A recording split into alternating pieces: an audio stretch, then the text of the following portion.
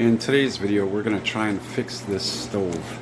This thing is only 3 months old, and it's Criterion. It's carried by Menards, and I got rid of my old stove because I didn't want to replace the igniter. And it turns out this one might have to have the igniter replaced too. Here's what it does.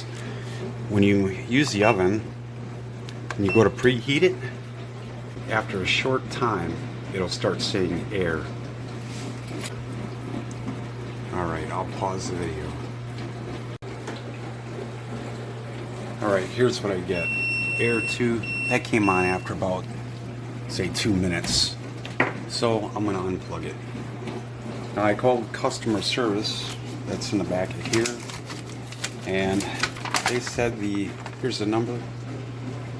They said the Air 2 is the igniter. And this is what they sent me. This thing, I'm looking at it, it's got a burn spot on it. That metal piece is not straight in there. And it actually looked like it was maybe in a used part. I don't know, unless it was tested. But anyway, we're going to try and change this. And if you look down here, let's see if we can see in there. All right, you'll see that part is right up there. And it looks like we're going to have to take the back of the stove apart and the bottom of the oven.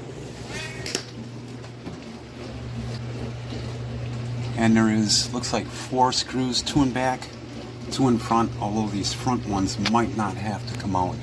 So we'll start by taking the 2 in back off.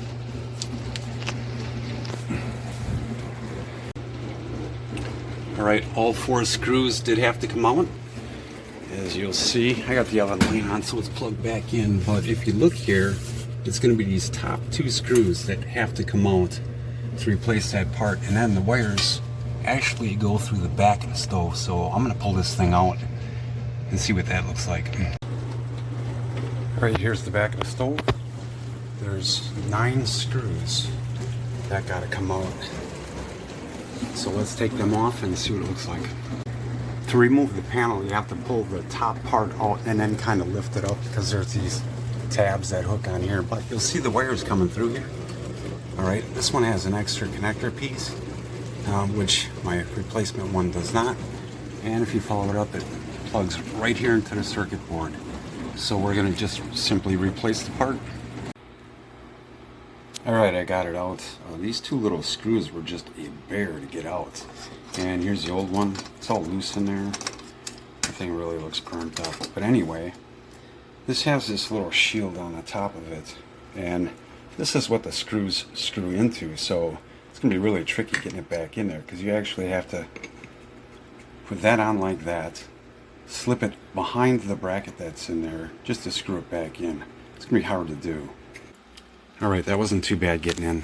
On the back of your circuit board here, in case you forgot, it's the 2 top prongs you're going to be using, and the wire with the tag on it goes to the bottom one. So we go to the second one down. I don't think it matters, but I'll just put everything back the way it was. Alright, I got her all back together. So let's see what happens. Bake. Start. I'm crossing my fingers. But anyway, parts were free, but labor's not. Now if this works, what do you think I saved on a service tech coming out here? You know, 150, 200 bucks. And in a world of high inflation, we need to start fixing things ourselves. So remember, there's nothing you can screw up that a pro can't fix. And I just heard the oven kick on. So I think we're golden. Alright, it's been about 10 minutes. Everything's nice and hot so we can cook again. So let me turn this off. Alright, and let me just go through how I got this in, because it was a little bit difficult, not too bad. But inside the oven there's the hanging bracket. That's where your screw first goes through. Then it goes through this, and then that flat cover plate. And what I had to do was this front screw here, I had to put the screw through the bracket, hang this on it, so it's sitting there hanging in there. Then I had to wedge the cover plate, or the end part, the last part the screw goes through. I had to wedge that in there, slowly back the screw out until everything fit, and then I screwed this one in. Then I was able to get the back one in. Because if you don't have two people, somebody holding that thing, it's really going to be difficult to get that in there.